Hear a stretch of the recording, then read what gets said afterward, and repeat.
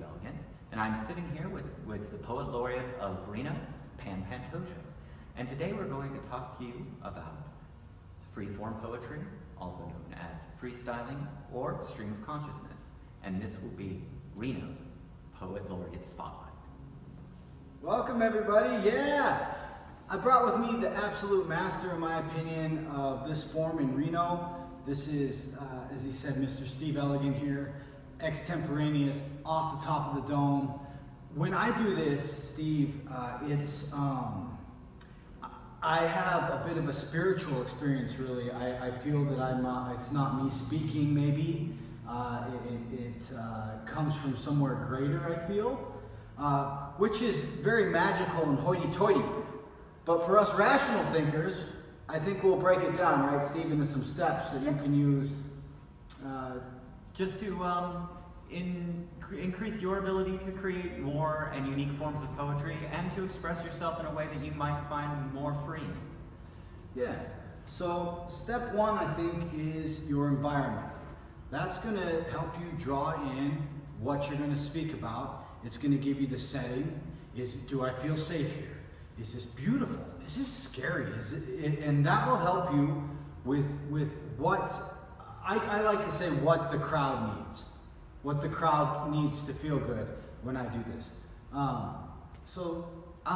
I look at like when I'm taking my environments into effect, when I'm orating for a crowd, generally what I'm looking at is how I can best relate to said crowd or the people that I'm speaking with.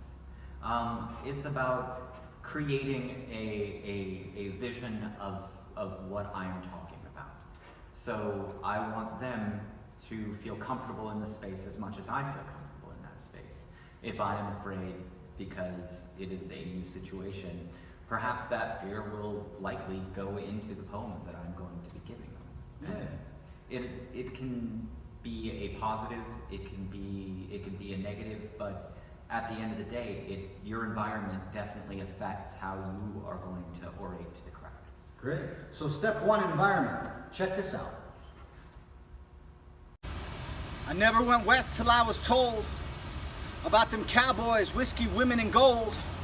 Behold, like Kerouac's big finger in the sky. Hey, go now, and all that jazz. And things seem different somehow.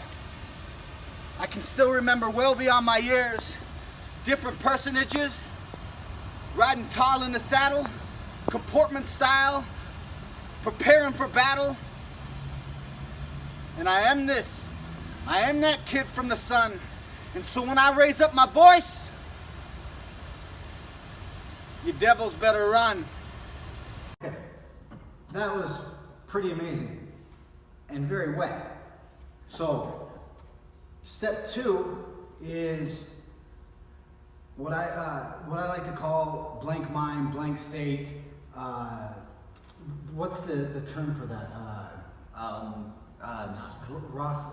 Tabula rasa. Yeah, tabula rasa.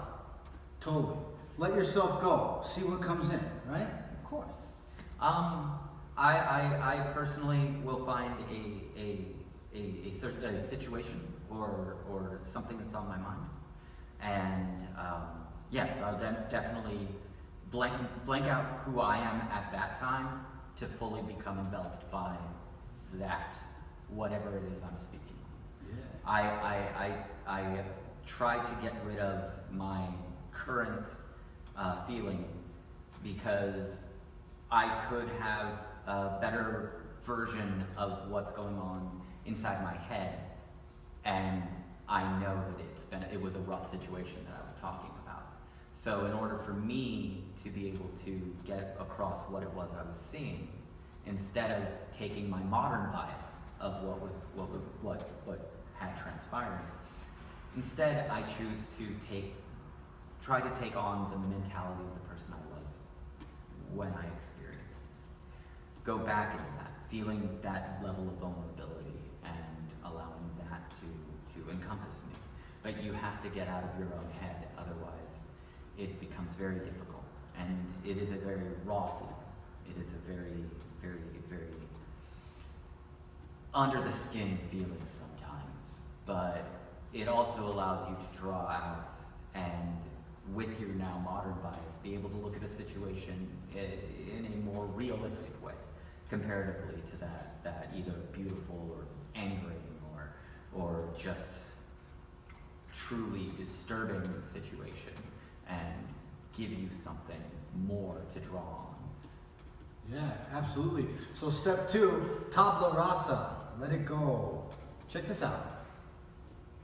You once told me I made magic, that I played with the skies, that I made life my disguise, that I disappeared from moment to moment only to reappear with beauty on my lips, or something special in my hands, or maybe just an experience I wanted to share that touched you to your very core. I remember all the times my wizardry would get us into some form of chaos or some form of life, or even just for a moment, get us something wonderful to eat while sitting on a beach and staring at the sky together.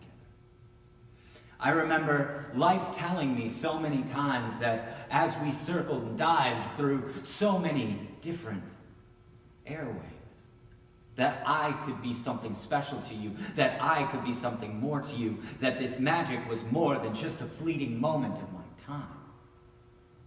But sometimes, magic fades. The rings grow dull, the swords go dim, the staff turns into a piece of wood. But I'd like to believe I'm still magic. I'd like to believe that there's still a part of me deep down inside that will give you something special, even if it's just freedom. Steve, that was really good. Nice work there. So, step 3 in this process is believing you're always right. Yes, and is what, if I was doing improv, it would be yes, and. Okay, no judgment about what I'm about to say. Let it flow. And this third step, I think, can be the most terrifying for most people, is just having the confidence to let it out. Whether it's great or not, be free in it, right? True. You have to think of it as no one there is going to judge you. Whether what you're talking about was horrific or beautiful, most people understand that situations happen to people. And so you being able to let it out and you being able to talk on this, you must know is going to give people that are in the crowd strength. It's going to give them peace of mind to know that they were not alone. And you have to hope that someone out there is a part of that with you, that they have a piece of it, that you yourself are giving this to them in order to let the world know that this is part of who you are. Whether or not it's talking about a skiing trip with your family, a bad breakup, a loss in the family, all of those things can be drawn on. And people have experienced those things. And so when it comes out, you must be strong enough to be able to say the words unbiased. Don't let don't let yourself get clouded and feel that fear and hold it back in, because the purpose of this is to be in that truly vulnerable state and be a part of that. And yes, it can be nerve-wracking, and it can be tiring, it can freak you out on occasion, but without feeling that, you wouldn't be alive. You'd just be still hiding from any little piece of the situation you're trying to give. Whether for good or for ill for yourself, at least it allows you to get it out. Yeah, so step 3, go with the flow. Just believe in yourself. You're never wrong. Only opportunities. Last one, let's check this out. I don't know, man. I just feel like I miss her. And no matter what I do, my heart just won't dismiss her. it just keeps taking it in. And I want to stop, and I want to move on. But I can't. I've been here too long. Do you remember what it was like before you took it all in?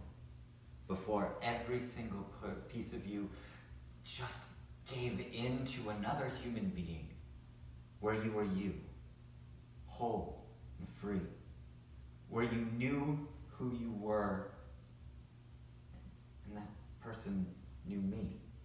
You were flying so high, and you knew where to be, but right now, you seem trapped in a thought you can't let go. Please, understand that life sometimes throws us fox traps and bear traps and rat traps we'll never be free of. And it hurts. But every fox gnaws its way out, every rat chews through the box. Don't let this one snap your head off. Don't let this one take that piece of you away. You were you once. Do you remember?